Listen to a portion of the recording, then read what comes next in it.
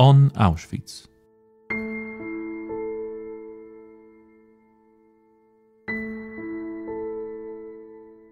The history of Auschwitz is exceptionally complex. It combined two functions, a concentration camp and extermination center. Nazi Germany persecuted various groups of people there, and the camp complex was continually expanded and transformed. In the podcast on Auschwitz, we discuss the details of the history of the camp, as well as our contemporary memory of this important and special place. Josef Mengele was a doctor of medicine and philosophy, an assistant of Professor Otmar von Verschuer in the Institute for Hereditary Biology and Racial Hygiene in Frankfurt, member of the Nazi Party and the SS, physician in the Roma and Sinti family camp in Birkenau, and from August to December 1944, also the chief medical officer of the Birkenau camp, responsible for the criminal experiments about the human heredity. He was never punished for his crimes. Dr. Agnieszka Kita, from the archives of the museum, talks about Josef Mengele. Dr. Josef Mengele is one of the most recognizable perpetrators of crimes at Auschwitz, primarily due to his pseudomedical experiments. However, can we begin by discussing his childhood, youth and life before he was transferred to Auschwitz? Uważam, że jest to niezwykle istotne, żeby poznać niejako background Mengelego, ponieważ... I believe it's extremely important to learn about Mengele's background because I think it will help us better understand, or at least critically examine to some extent, his entire career and later life. Josef Mengele was born on March 16, 1911, in the Bavarian town of Günzburg. He came from a well-off family. His parents, Karl and Walburga, became tycoons in the production of agricultural machinery. They were very well-known people in their region, their opinions were respected, and their sons were raised with the highest standards. They never lacked anything. Josef Mengele had two younger brothers. As the eldest, he was the apple of his parents' eye. From childhood, he displayed diverse interests in the natural sciences and music. He even wrote plays that were performed during local events. He was very versatile. He was a popular, intelligent person, well regarded in the community. His friends called him Beppo. He was quite a sickly child, so he went through several serious illnesses during his childhood. However, this did not significantly affect his later life. In 1931, Mengele joined the Stahlhelm, a paramilitary organization in which he was active. It was later taken over by the SA, but young Joseph was already considering his career, perhaps not so much political as professional. He did not want to enter the family business. That task fell to his younger brothers, while Joseph wanted to complete his studies. Therefore, young Mengele went to Munich to submit his papers, not for medicine, but for dentistry. By chance, however, he ended up submitting his documents for medicine because in the courtyard of the University of Munich, he met an acquaintance who was preparing to become a doctor. He began telling him what it's like, how the studies go, what opportunities they offer, what interesting subjects there are. Mengele thought, well, indeed, maybe instead of dentistry, I'll submit my documents for medicine. He was accepted. He didn't excessively participate in student activities, but he had friends and girlfriends, as we'd say today. However, it was evident that he was very spoiled by his parents, which his fellow students mention and which he himself writes about in his diaries. For example, his father, to prevent him from having to ride a bicycle to classes, since he had kidney problems and to avoid exposing his kidneys to the cold, bought him a car. So young Mengele was one of the few students in Munich at that time who owned a car. This somewhat placed him in the social elite of the university. I mentioned Mengele's diaries here, which are also very interesting because they give us insight into Josef Mengele's character, especially his younger years. He stopped writing these diaries at the outbreak of the war when he was called up to the front. And here we see the personality of a young man who is searching for his path in life on one hand, and on the other is convinced of his own uniqueness and has a need to stand out and prove his worth. But he was quite a decent student, a calm guy who simply aimed to achieve success in science. In 1935, he defended his first thesis. After this defense, he obtained the title of Doctor of Philosophy. This thesis was titled racial morphological research on the lower jaw in 4 racial groups. 2 years later, he became a doctor of medical sciences, defending his thesis, Genealogical Studies on Cases of Cleft Lip and Palate. So generally, it was a thesis on the so-called hare lip and cleft palate, which, as can be seen, fascinated him in those early years. He studied philosophy in Munich and medicine in Frankfurt. In the meantime, Mengele became involved in politics. As I mentioned earlier, Stahlhelm was taken over by the SA. In 1937, Mengele joined the NSDAP, the Nazi Party, and a year later, the SS. This was actually nothing extraordinary because many students, especially in elite fields like medicine or law, joined various National Socialist student associations, some out of the belief in the Nazi ideology, others out of pure opportunism, and others because their friends were joining. So they often followed the crowd. Mengele believed in racial theories, which, by the way, was also nothing extraordinary because eugenics, genetics, and racism were somewhat mainstream sciences at that time. Racism was not invented in the Third Reich. Eugenics was also not invented there. Initially, positive eugenics was popular and promoted by many scientists and anthropologists who believed that the reproduction of certain individuals only led to the harm of children.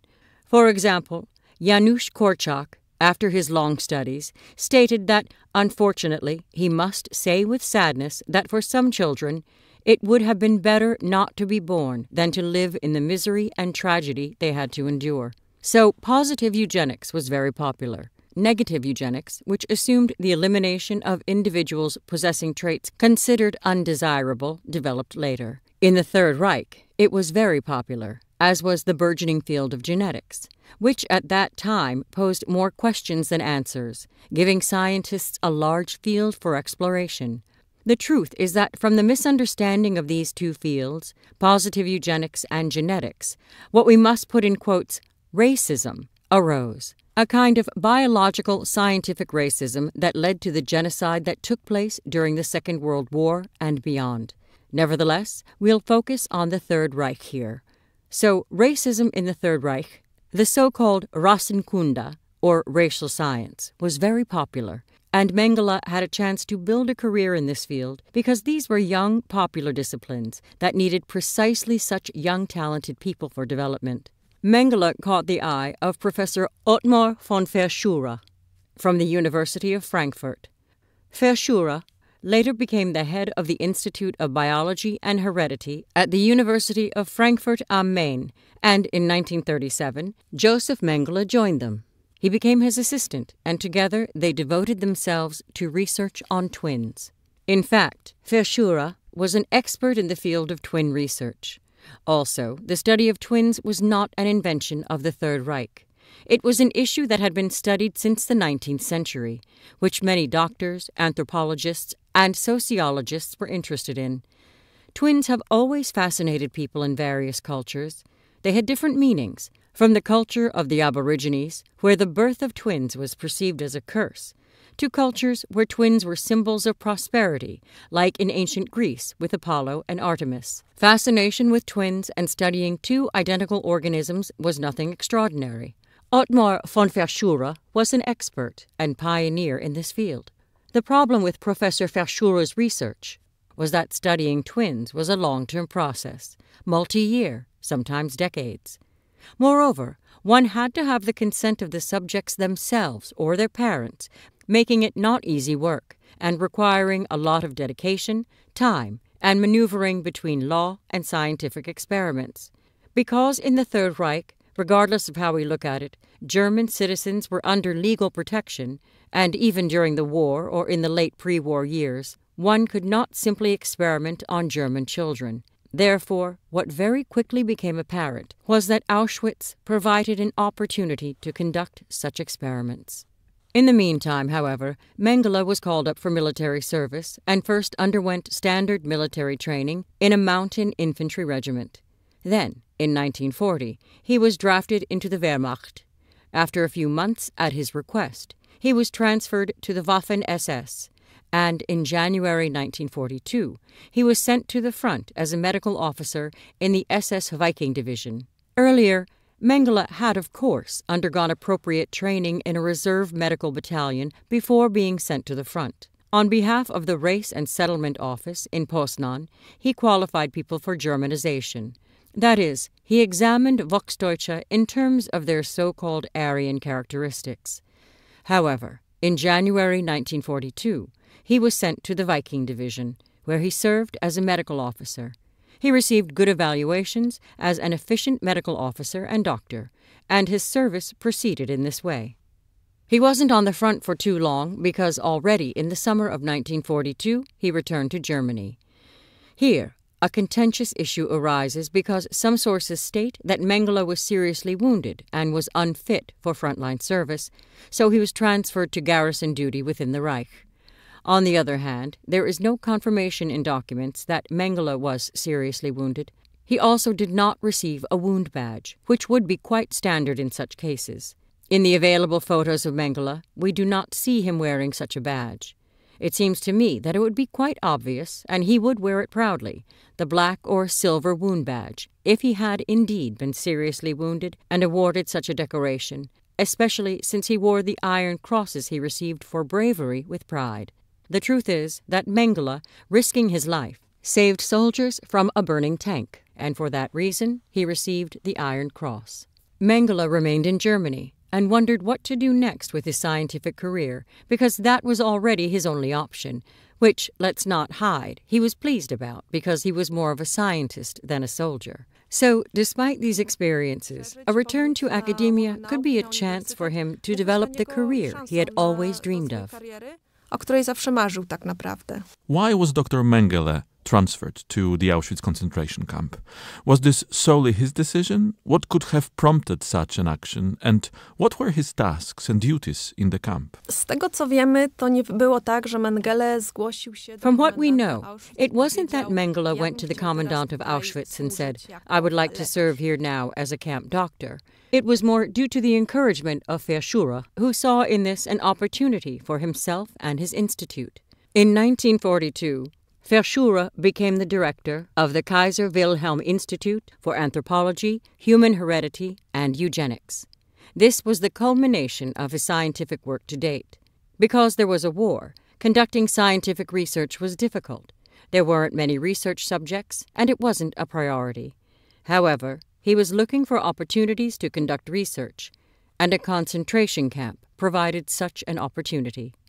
In a concentration camp, you had access in one place to multitudes of people of different races, as the Nazis classified them, of different origins and appearances, often suffering from various ailments. And most importantly, there were also twins there, who were in one place and constantly available. So he urged Mengele, suggesting that he might apply to Auschwitz as a camp doctor and conduct his research there. Mengele agreed to this.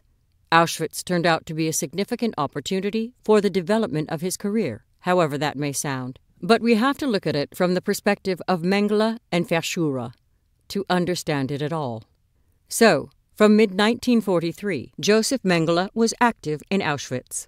Initially, he became the chief doctor of the so-called Zigeunerlager on Sector B2E, which was the section where Sinti and Roma families were incarcerated. He also served as a camp doctor in hospitals and in Birkenau, and from late autumn 1944, he was the chief doctor in the male hospital B2F. In December 1944, he became an SS doctor in the Birkenau infirmary. So we see that Mengele performed various roles in Auschwitz. The most well-known is, of course, as the doctor in the so-called gypsy camp and as the person who dealt with twins. Arriving at Auschwitz was a shock because the reality of a concentration camp was something horrifying, even compared to the everyday reality during the war or at the front. Mengele was in shock because no one had prepared him for this. He had never undergone training in concentration camps like the guards had. And here he was sent. His offices were located here. This is where he worked. So he witnessed the extermination of Jews mainly, but also Sinti, Roma, and other prisoners every day with his own eyes. Many prisoners pinned certain hopes on him for the possibility of improving their lives, especially the lives of sick prisoners. Mengele himself initially tried in some way to improve their lives. But this really lasted very briefly and should not be overestimated in the whole history of Josef Mengele and Auschwitz. Of course, Mengele very quickly, let's say, recovered from the initial shock and began conducting his scientific research here. He accepted assignments from his superiors and colleagues from the Kaiser Wilhelm Institute. His main tasks, apart from initially being the chief doctor in the camp for Roma and Sinti families, were studies on twins, the physiology and pathology of dwarfism, heterochromia of the iris, congenital anomalies, and noma. Perhaps let's start with noma, because this is what Mengele first dealt with. Noma, or cancrum oris, is a disease caused by poor living conditions and malnutrition. It was very common among children in the Roma camp. Living conditions in Europe were already good enough that noma did not occur. It was something that at that time occurred in Africa or Southeast Asia, but not in Europe. Therefore, the possibility of studying noma was something new. So what kind of studies did he begin to conduct? He set up a ward in barrack number 22 of Sector B2E, where he studied these cases of noma. He had the assistance of 2 doctors, prisoners deported from the Czech Republic, Epstein and Weisskopf, who took care of these children because Mengele focused heavily on children. The children liked him. He provided them with better conditions and better food. Between barracks 29 and 31, there was even a playground, which was a propaganda element often shown to camp visitors. As a result, the lives of these children were relatively better than those of other prisoners, of course, until a certain point. An experiment, by its nature, must be based on something, and the experiment with noma consisted of checking what causes noma and how to cure it. It turned out that improving living conditions causes noma to disappear. When Mengele realized that this was indeed the case, he abandoned the experiment and the people with noma, whose condition began to improve, especially the children. The disease returned, and many of these children simply died because the conditions in which they lived and the disease that affected them led to this outcome.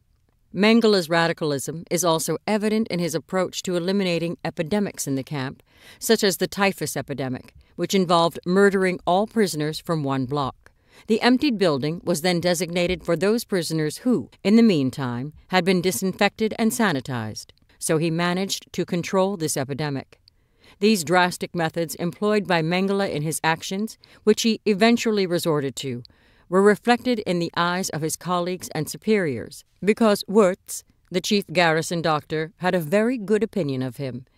In Wurtz's assessment of Mengele, we can read only positive things: that Mengele is very committed to his work, often performing tasks that go beyond his official duties, that he is dedicated, a good doctor, that the work he does here is indeed very good, that he is a good SS doctor.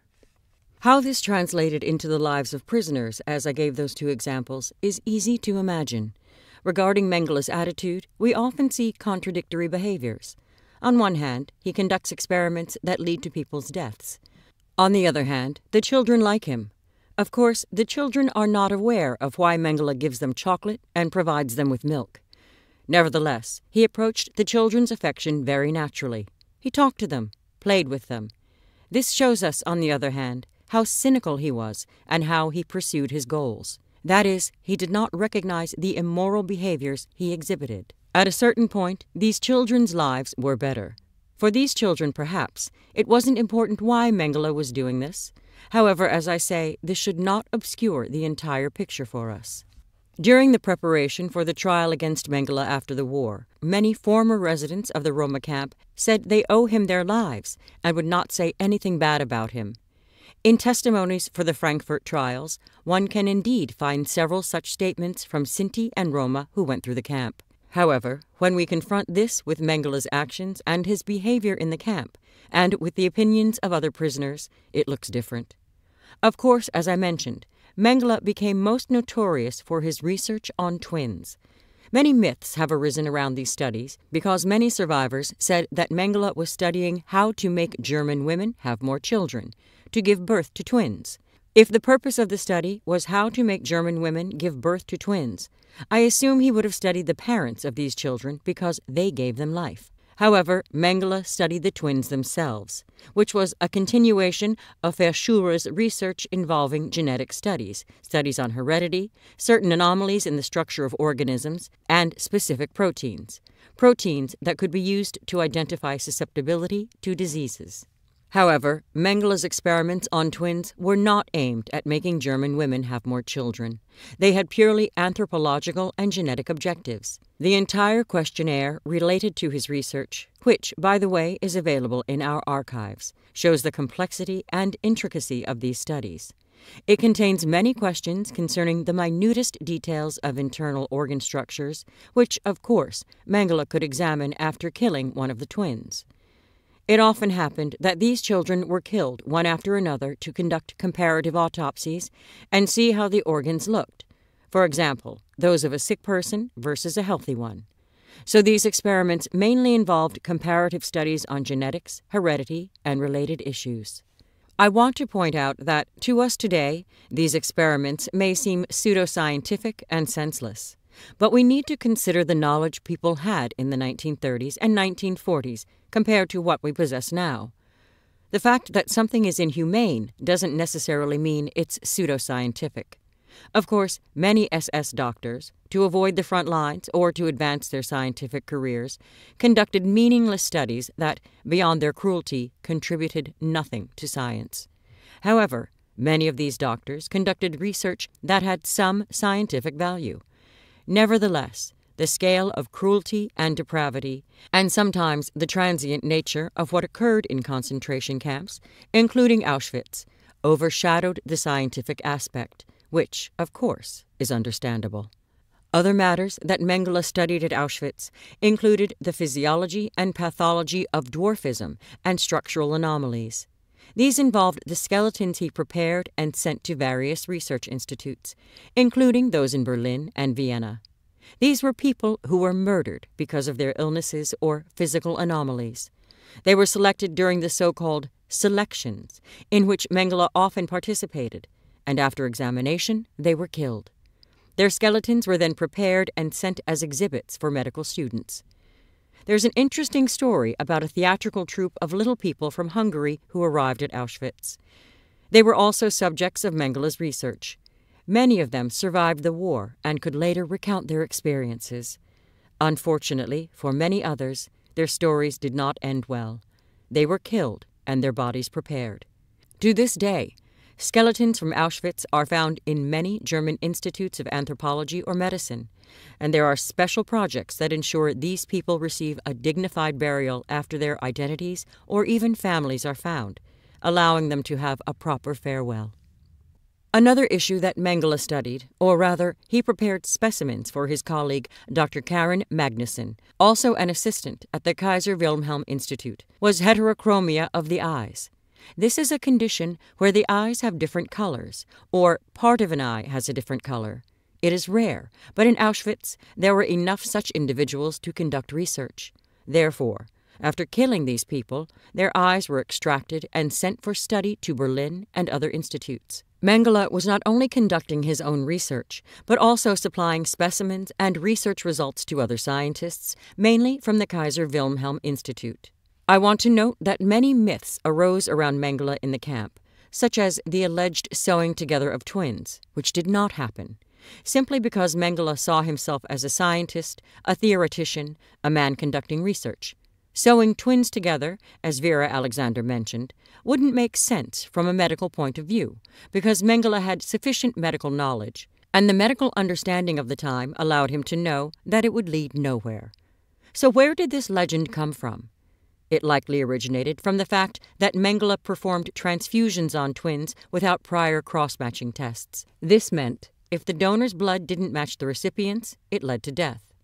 To perform a transfusion, people had to be connected, not sewn together, but connected with needles and tubes so that the blood could flow. Therefore, this legend about Mengele as someone who sewed children together probably came from this. Similarly, the notion of Mengele's constant presence on the unloading and selection ramp. Every Jewish deportee arriving at Birkenau in 1944 believed that Josef Mengele was present at the selection ramp. This was impossible because, even if he devoted more of his time to participating in selections and research, he couldn't be there every time, considering that several transports could arrive in a single day. Mengele physically couldn't be responsible for all the selections. Likewise, every experiment conducted in Auschwitz was attributed to Mengele, even if he wasn't substantively involved in what was actually being done or what he specialized in. There are reports that Mengele conducted electroshock experiments. He was invited once and observed how the experiment proceeded, but he never conducted it himself because he wasn't qualified and wasn't scientifically interested in it. The same goes for sterilization. Perhaps he participated in a sterilization procedure and saw how it was done, but that wasn't what he was involved in or what he was paid for. Because we need to remember that someone was funding his research, right? And the institution that sent him expected specific results. So just as today's researchers receive grants and must demonstrate effectiveness, it was the same with Mengele. He couldn't do everything from A to Z. He had to prove himself in his specific field because someone was holding him accountable. I musiał tutaj na tym polu się wykazać, ponieważ ktoś go za to rozliczał. Did any documentation of Dr. Mengele's research survive? Większość on zdecydowanie zabrał ze sobą, więc nie. He took most of it with him, so at least we do not have these documents in our archives. Perhaps it is somewhere in private hands. That can't be ruled out. However, the only things that have survived are what Martina Puzina, an anthropologist, preserved. Some documents she hid. Some of them were found after the war. Unfortunately, not all the ones she had previously mentioned, not everything was recovered. So we have lists of prisoners, for example, twins, that carry the signature of Mengele. We have orders for the Hygiene Institute to conduct analyses or examinations of certain samples, signed by Josef Mengele. So there are some documents. However, those that could fully provide insight into his experiments are not available. All we can read are the testimonies of survivors. But again, we must be cautious because even prison doctors weren't all specialized in what Mengele was doing. Nie wszyscy specjalizowali się w tym, co robił Mengele. Speaking of Dr. Mengele, can we say how survivors, doctors and colleagues remembered him? Mengele był postrzegany przede wszystkim przez swoich przełożonych jako bardzo kompetentny. Mengele was perceived primarily by his superiors as a very competent scientist, a person with extensive knowledge who did many things beyond his official duties. I mean Dr. Wirth's specifically. With colleagues, he maintained rather cool relations. He had two, let's say, friends, Hans Munk from the Hygiene Institute, and it is said that it was also Victor Capesius, the pharmacist from the Auschwitz pharmacy. These were probably the people with whom he maintained the closest contact. He wasn't socially active, which we can even see in Karl Herker's album. Mengele appears in those photos, but please notice that he is always somehow away, has a bored expression, and isn't particularly engaged in conversation. So we can say he maintained some distance. In the opinion of survivors, the views are extreme. From those who believed that Josef Mengele improved their lives and that they survived the camp thanks to him, to those who saw him as a demon because the way he approached his experiments and his research subjects reveal his ruthlessness and cynicism. The doctors who worked with him, prisoners, speak of a rather cold but polite person who was distant. For example, Mengele never touched a patient. He always observed. He was demanding toward his subordinates, toward the prisoners forced to work for him. Sometimes he could get angry, although it was rare for him to personally hit someone. There are stories that he supposedly shot someone, that he walked around beating prisoners. If we separated all the surrounding context and camp environment, we would simply have an ambitious scientist who wanted to build a career and contribute something important to his field of research. Why did it happen this way? Simply because, in a concentration camp, normal rules didn't apply. The fact that Mengele conducted experiments in the camp and didn't care about the well-being of the subjects he experimented on isn't surprising, because many doctors acted similarly on the principle of because I can. Research on humans is usually surrounded by numerous restrictions. Even in the Third Reich, this was the case. That is, one couldn't just take a person and conduct experiments on them, unless we are talking about concentration camp prisoners, where these restrictions didn't exist because, first of all, These prisoners had no rights. Many doctors didn't hesitate to cross this moral boundary of what is allowed and what isn't, and these experiments could be conducted in very drastic forms, which on one hand seem inhumane, even monstrous, and on the other hand could contribute something to medicine. For example, the Dachau experiments conducted by the Luftwaffe doctors on pressure and altitude.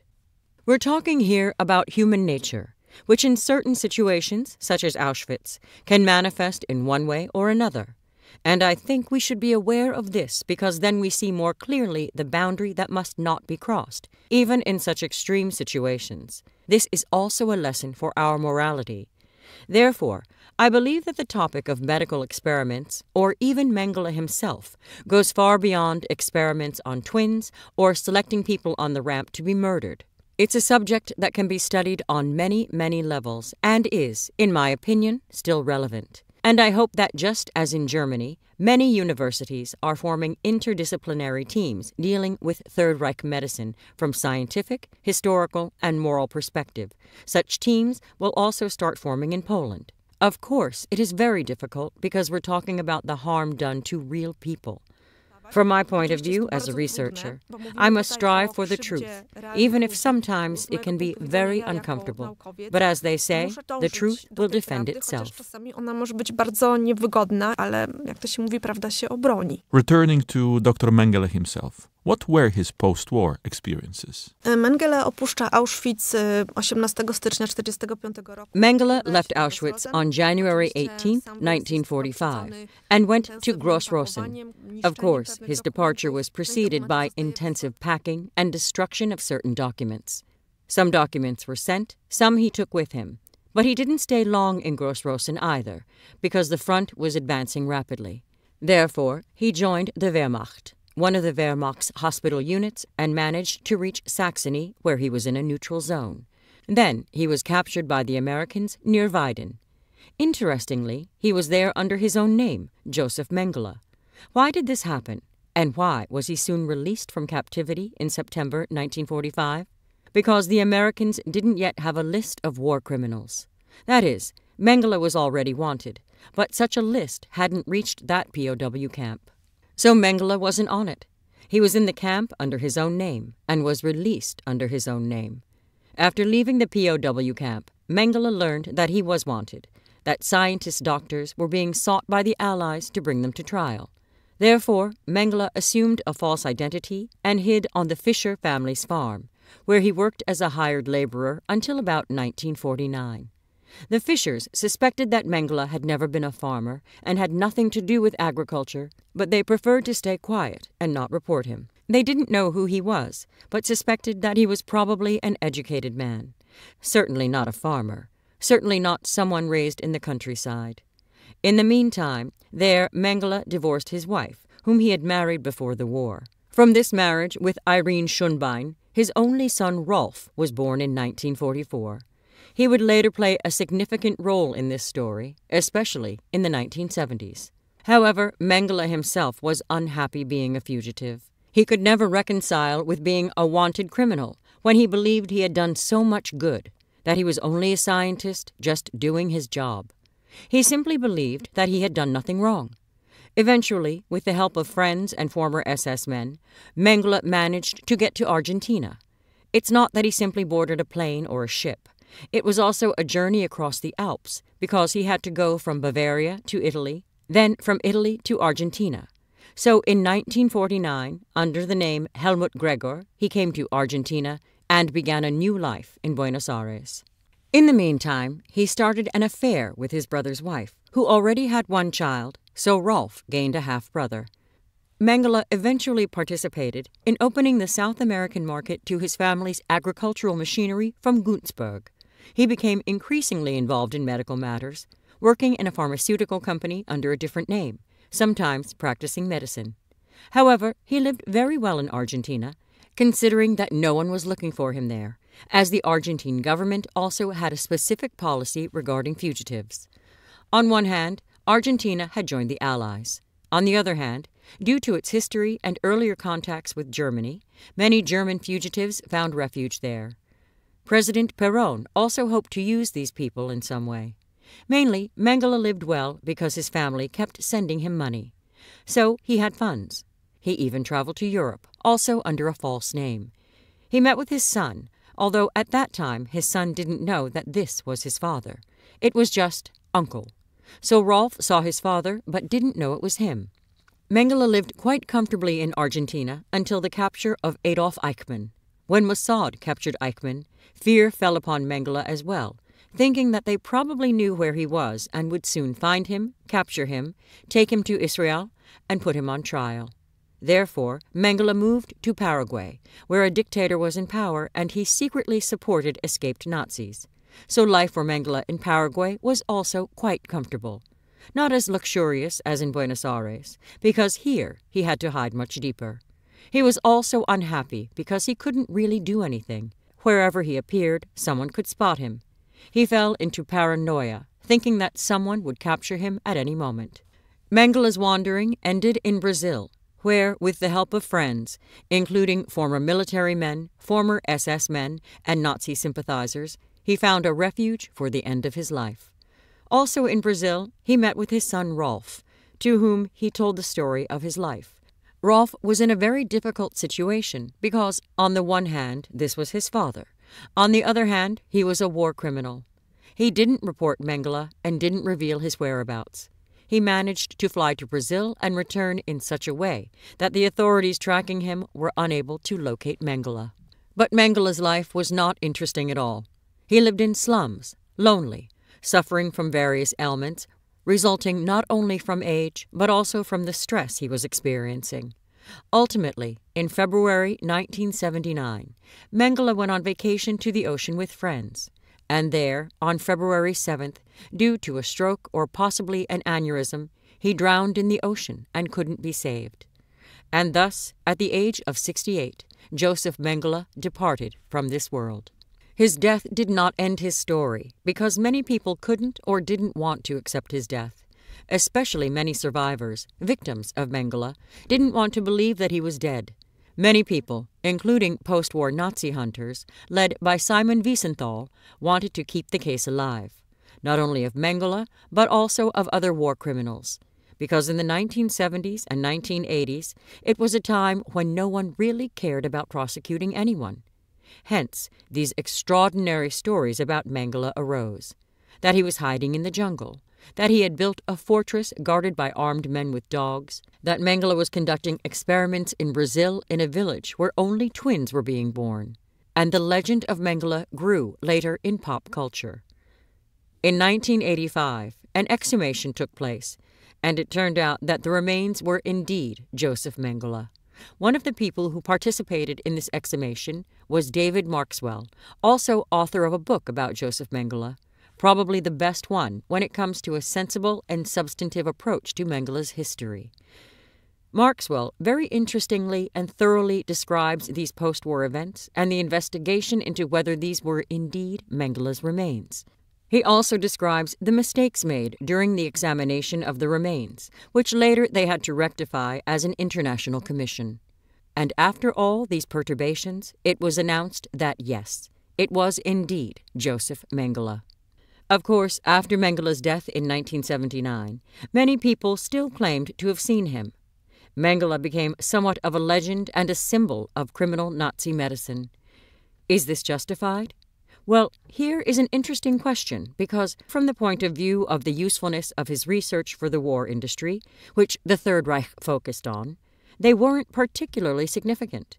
During the war, experiments from Dachau or experiments from Ravensbrück with sulfonamides seemed to have much higher priority. Does Mengele deserve to be such a symbol? I think not. Much of it was due to the pop cultural aura that has accompanied him since the late 1970s. Was he really such an outstanding criminal? I don't think so. Czy on rzeczywiście był takim wyróżniającym się zbrodniarzem? Nie sądzę.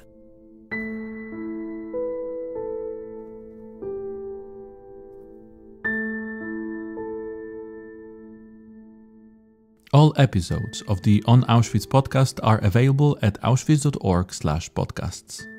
We kindly ask you to support our mission and share our podcast in social media.